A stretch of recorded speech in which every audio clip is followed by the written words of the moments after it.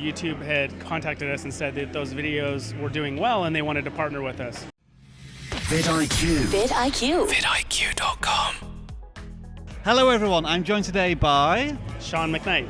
And tell us about your channel, how many subscribers you have. We have a main family channel called Cute Girls HairStyles with about 5.5 million subscribers. And then we have our twin daughters who are 18, Brooklyn and Bailey. They just passed 5 million. And then we have another daughter with a channel with 1.5 million and 3 other channels. So over 10 million subscribers. Yeah, what was the light bulb moment when you suddenly realized, I get YouTube, this is going to be successful? Like, was it a particular video you made or a change in strategy? What was the click? I would say the inflection point was... Inflection point, I love that. I'll have to use that next time. My wife was a blogger. I say we, she really did it. She was a blogger before, and when we used video for the first time to show a hairstyle rather than step-by-step pictures, hosted it on YouTube, didn't even know there was a consumption environment for content on YouTube.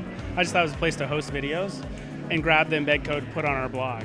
But 3 weeks later, YouTube had contacted us and said that those videos were doing well and they wanted to partner with us. Logged in, each video had 40,000 views. This is in 2008. Wow, so you had no idea you're having YouTube success. 40,000 views on YouTube in 3 weeks' time was a lot back then. And that was when we were like, wait a second, why aren't we doing video? So that was kind of how it started.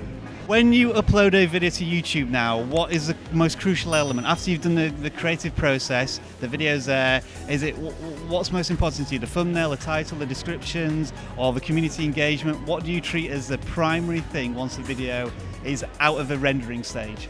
So we have a whole process that we follow now that our team follows, and that includes what we call breadcrumbing.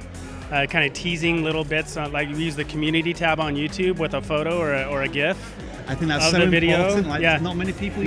Do that. Moment, yeah. So, yeah. And if you use polls in the community tab, YouTube actually pushes out to non-subscribers. Absolutely. Yeah. I've been pushing so many people to use that, and it's like the number of the engagement you get versus subscribers is always phenomenal. So yeah. So in that, we tell them what time the video will go live, right? Yeah. But really, it is anymore because you're talking about conversions on YouTube, but with impressions, right, and click-throughs, those are the most important. So thumbnail and title really are, I mean, the content has to be good or your watch time goes down, but what gets them to initially click is the thumbnail and the title. What was the best YouTube decision you've made? The best YouTube decision we've made, I would say I should have done it sooner, was quitting my full-time career.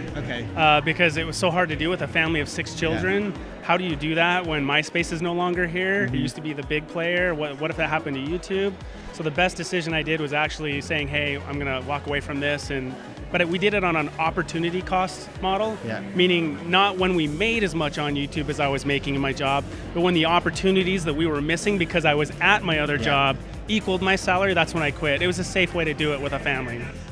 So if you were to have done it sooner, how sooner do you think you would have made that leap of faith? Oh man, my old self like that wouldn't have liked it, but at least 2 years sooner. At least 2 years sooner. And how long have you been doing it full time now? 5 years. It'll be 5 years in September. So I guess you're one of the pioneer YouTubers who was since then, like Clamacon didn't exist then, and like there must have been a handful of people taking that full-time leap.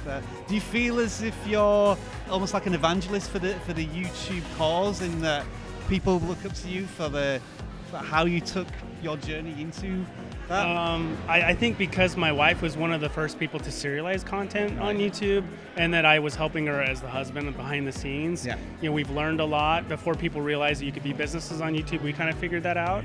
So people do come and ask us a lot of questions, but I don't have all the answers. And when people ask me, I'll be like, I'll try and find it for you, because I don't want to say something that I don't know and then it ends up not being true.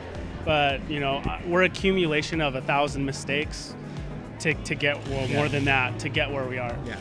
Final question. vidIQ obviously is an analytical company.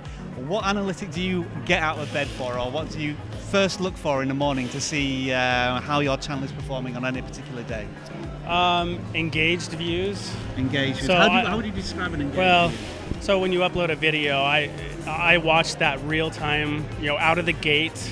Because obviously we're doing the breadcrumbing before to lead them to the video, so there's an anticipation of our fans, and they know we're consistent with our time. They know when we're going to be there.